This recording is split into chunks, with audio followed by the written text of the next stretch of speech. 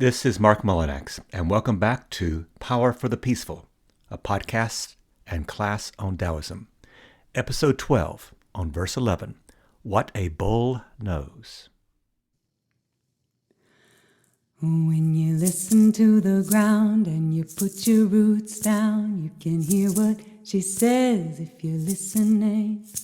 When you listen to the ground and you put your roots down, you can hear what she says if you're listening. The sweet sound of the river as she moves over the stones.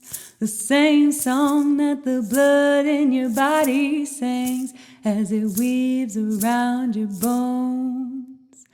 When you're listening, are you listening? How to live simply. It is a big question. Let the answer come into the empty space that one must create in oneself. Trying to live simply is not the way. We don't know how. Trying to fix it is filling the space with activity, when what is needed is to empty oneself and allow an answer to appear. Michel de Salzman. I think about empty space a lot. Emptiness is what allows for something to actually evolve in a natural way. I've had to learn that over the years, because one of the traps of being an artist is to always want to be creating, always wanting to produce. Meredith Monk. Welcome back to this Taoism class. Today's reader and question asker is my friend Ryan Wallace. We'll be your voices for this second lesson on the usefulness of emptiness. For a refresher on the first lesson, return to verse 5, or even re-listen to episode 6 that addresses verse 5.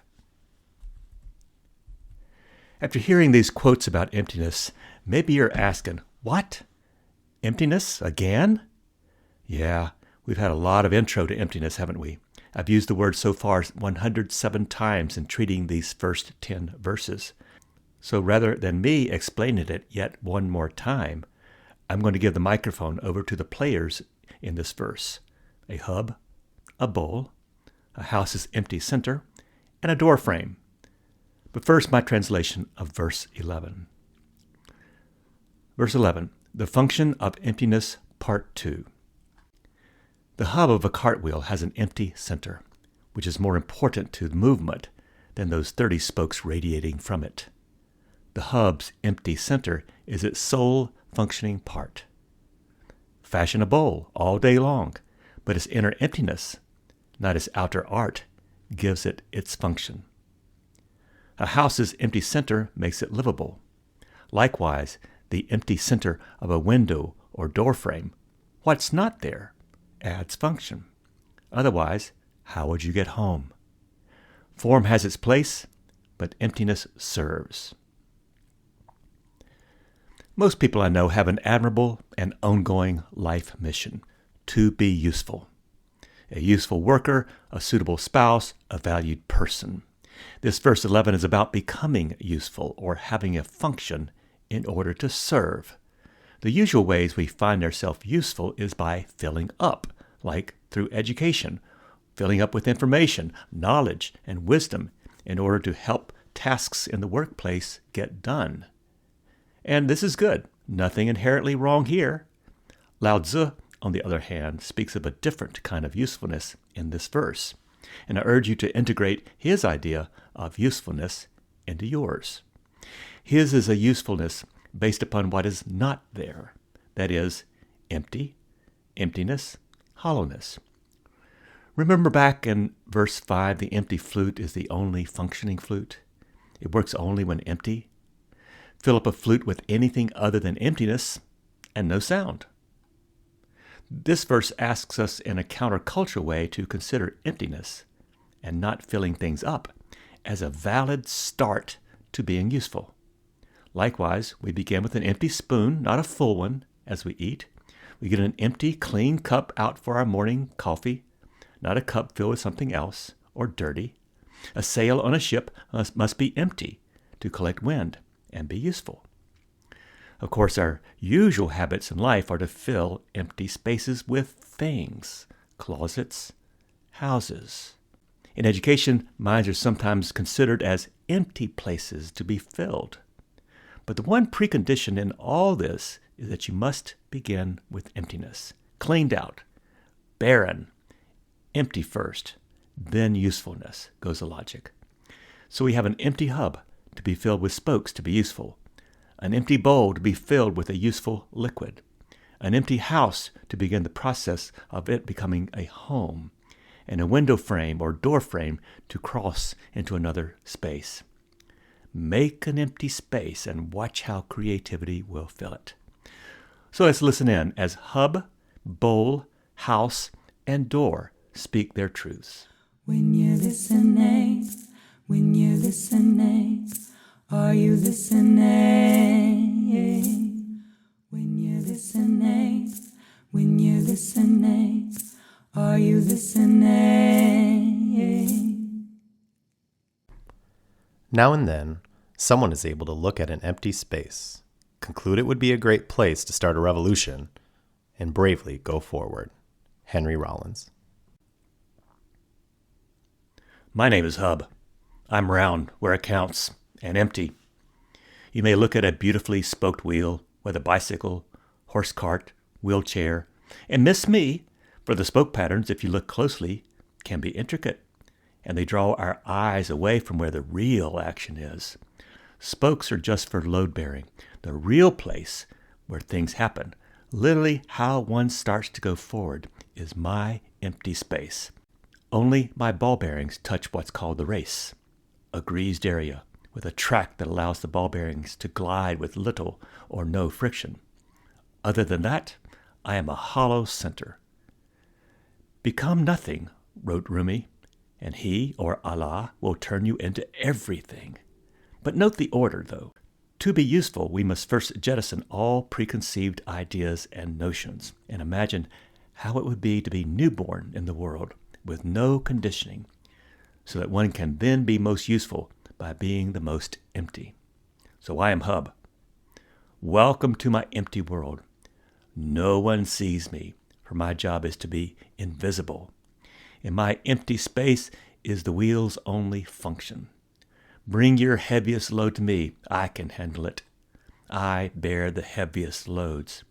If I were not empty, I would literally grind to a halt. My empty form is my function. It's my mission. Those with empty ears, start listening. When you're listening, are you listening? When you're listening, are you listening? Perfection is achieved, not when there is nothing left to add, but when there is nothing left to take away. Antoine de Saint-Exupéry. My name is Bowl. Empty is my first name. Bowl is my family name. Not bowling ball, but a bowl with a concave area that gathers and holds things in. Beads, flour, liquids. My usefulness is entirely dependent upon my emptiness. Even if I am just a little full with dirt scratching my surface, I am useless until I'm scrubbed clean. In my ability to be entirely empty, I am useful. Use me, and you'll see my usefulness is welcoming. I welcome anything. Solid, liquid, it doesn't matter. I have no discrimination. It's emptiness that lets me be of so many uses. No one thinks about my use, though. I'm chiefly known by most folks in my house as that beautiful green lacquer with the outlines of a crane on it. But just drop me, and I shatter, and I'll be useless, ready only for the trash bin. However, until that sad day, I am useful and kept around only because I am empty. I'm your locally owned and locally operated empty space used daily over and over again. Cereal in the morning, salad at lunch, bean soup at night, ice cream for dessert. Useful in so many ways. Once I was actually put under my owner's car to catch an oil leak. I didn't mind, for I was useful. I am Bowl, empty bowl. No one thinks about my emptiness. They only see the decorative crane on my outside. But it's my womb-like insides that make me last. So clean up your insides and get useful. You will never know the adventures that can happen when you're empty. Those with emptied ears, listen. When you're listening, are you listening? When you're listening, are you listening? How will you become free? With a quiet mind, come into that empty house, your heart, and feel the joy of the way beyond the world, the Dhammapada, a collection of sayings from the Buddha. Be welcomed, enfolded, encircled, embraced. Be cradled, included, and held. From the song by Don Schlosser, Beloved. My name is House. Except for a few walls, I am empty. Those walls divide up my emptiness to make me even more useful. A bedroom can go there, a bathroom there, a closet might happen over here, all empty. You have lived in something like me, right? But did you ever consider my emptiness? Consider how my emptiness makes a house structure a home. Because I am empty, I can be a welcoming space, a place to rest, a place for hosting, a place for raising families, a place for love, care, inclusion, a safe space. I may be empty, but I'm safe. Safety is my instinct, for if I were full of things left by someone, I'd be an unwelcoming, even dangerous place. No, just let me be empty, and I will be the best possible place to raise your most beloved creatures. For I am your basic template for living and loving. That template is called empty. You can take my empty space and see it like a stage. Only in my emptiness am I productive and useful. My emptiness brings out only a million ways to feng shui me. I can help new things happen and come to life.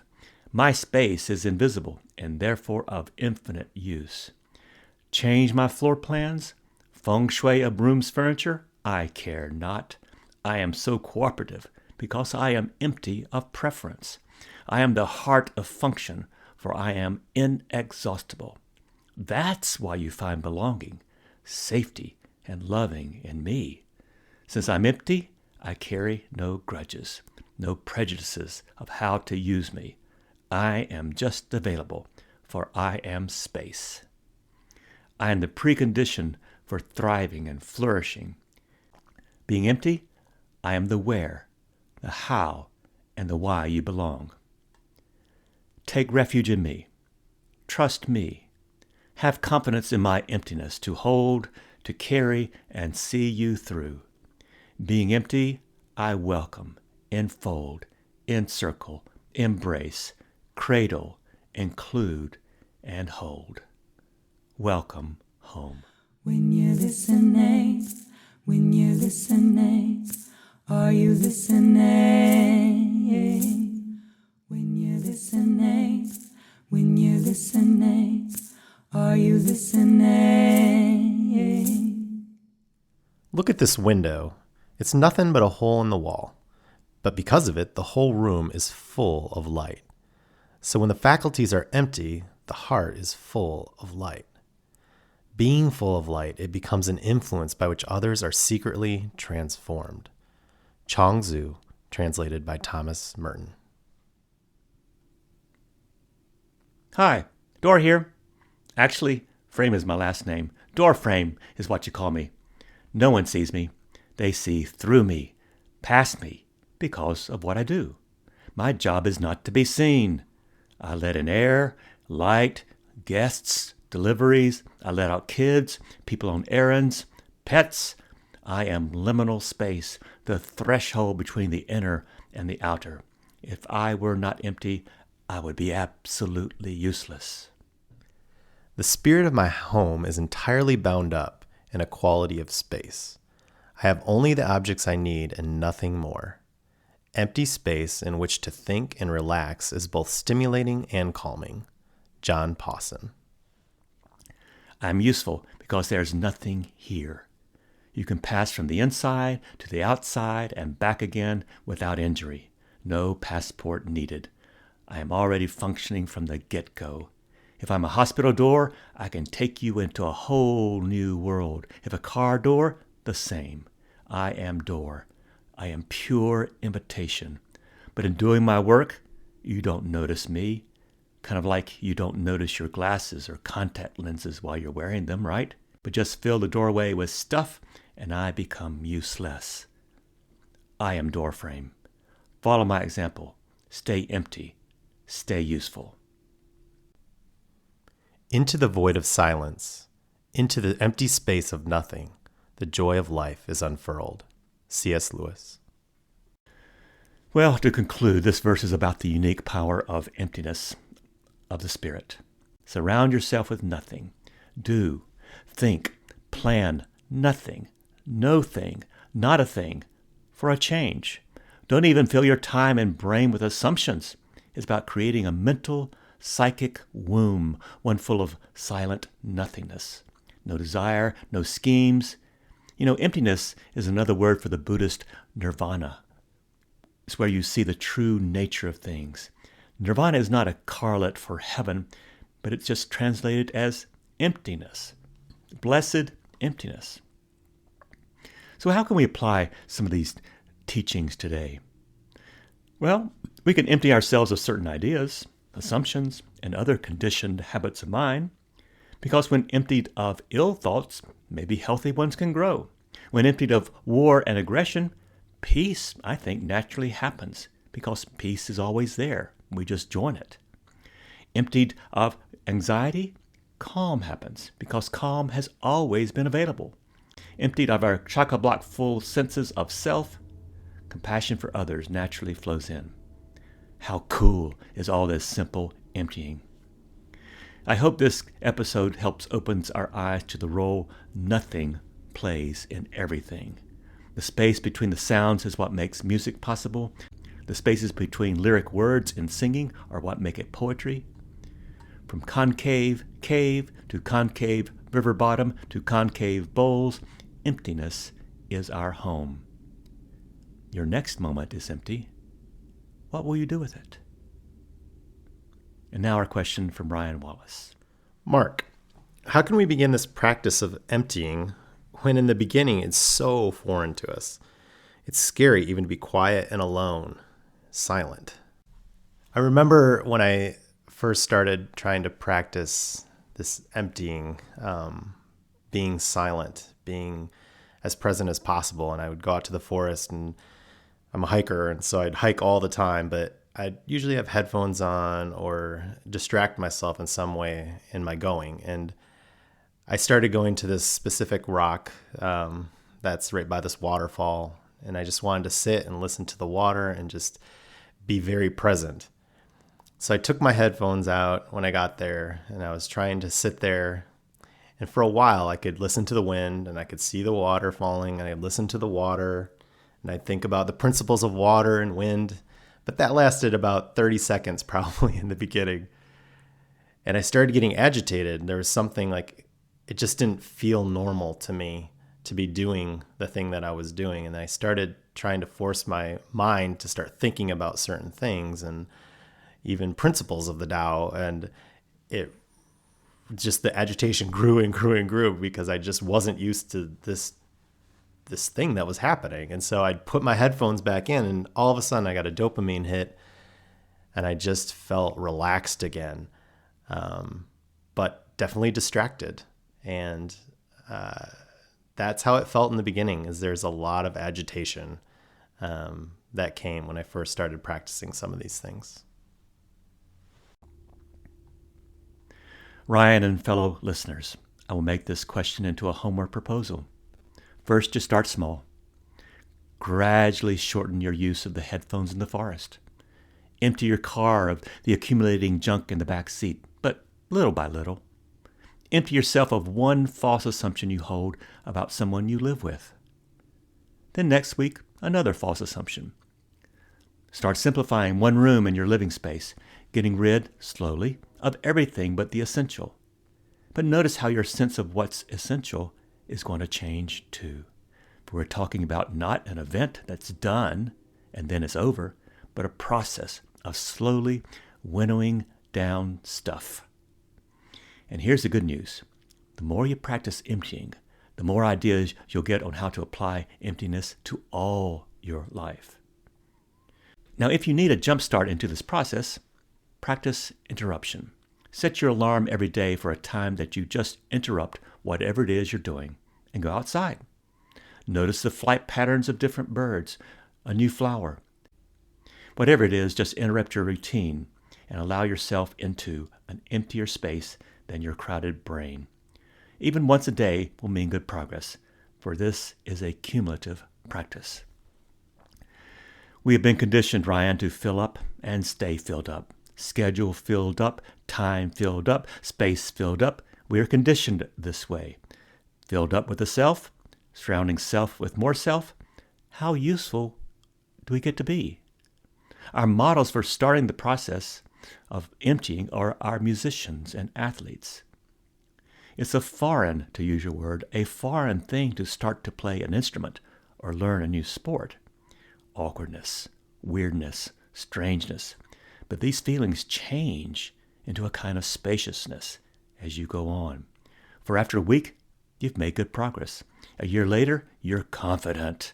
Years later, you are fluent in your practice because you have crowded out your foreign feelings with confidence-inducing practices. Hard to start? Yeah. But as verse 64 will teach us in about a year, that large tree that you cannot put your arms around was once the tiniest shoot. This 9-story tower began as a single brick in the dirt. Your longest journey needs your first step. I'll conclude this response to your great question, Ryan, and offer as part of the homework familiarizing ourselves with Wendell Berry's poem, The Peace of Wild Things. It goes like this. When despair for the world grows in me, and I awake in the night at the least sound, in fear of what my life and my children's lives may be, I go and lie down where the wood drake rests in his beauty on the water, and the great heron feeds. I come into the peace of wild things, who do not tax their lives with forethought of grief. I come into the presence of still water, and I feel above me the day-blind stars waiting with their light.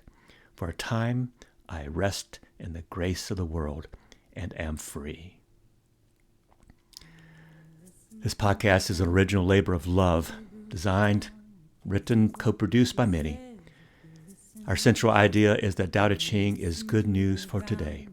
Tao still speaks. Ryan Wallace spoke out our quotes this time. Audrey Davis is our artist. Molly Hartwell sings her song, Put Your Roots Down. Fortress Press holds the copyright for quotations from my Tao Te Ching translation. Thanks for your attendance in this class on Taoism. May your days begin in peace and become wombs for radical hope. When you're listening, are you listening?